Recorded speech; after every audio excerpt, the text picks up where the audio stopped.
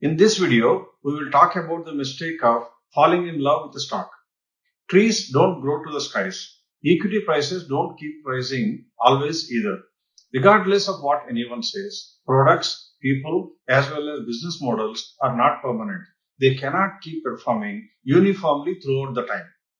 Investors must bear in mind that never in history has a stock only kept going up. There are always some hurdles and bumps along the way. Even the greatest of the companies of one time bit the dust and disappeared in time. It is important to note that just because you love a particular stock or a brand more, it does not help gain a rupee more. No stock is a good stock if it is trading above a fair price. Being blindfolded to this truth usually leads to misery for investors. Hindustan Motors was the first automobile in India to offer cars, and HMT watches was one of the oldest companies to bring watches within the reach of Indian households. Nokia was the first into mobile phone market, and Kodak was the undisputed market leader in photography only till digital revolution came about. All of them disappeared since they could not adapt to changing times.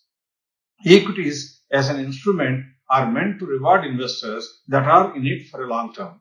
One should love the rewards that stocks generate, but not generate undue fascination with the stock itself. Hindustan Motors and HFT collapsed after Indian economy started opening up.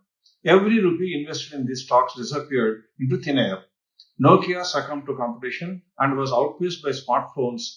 In 2007, more than half of the smartphones in the world were made by Nokia, but by 2013, it lost more than 90% of its value. Reason?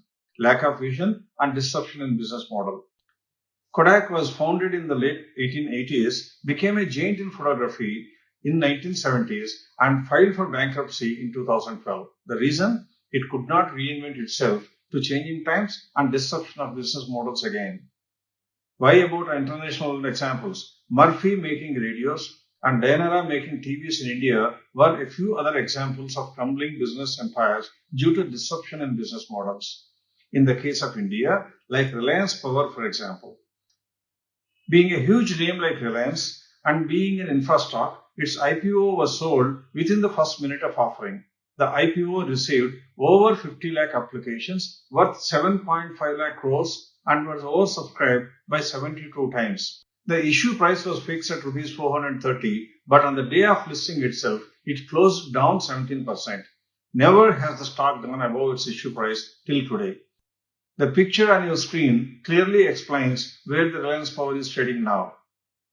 Not only Reliance Power, we can also look at Vivekam, a very large brand once upon a time. It was trading above Rs 740 in 2007, only to see its price come down to less than Rs 5 by 2020. From this video, you should take away that you only need to respect money but not the carriers of it. Money never rewards unwise people for long, and since stocks are only objects of moving economic value, we should never fall in love with the stock itself. How do we avoid being trapped like this? Stay vigilant on the operations of the company if you can.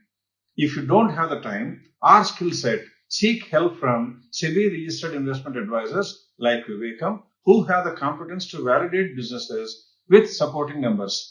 By law, they will have a fiduciary responsibility of your investments and are more likely to protect your investments. Thank you.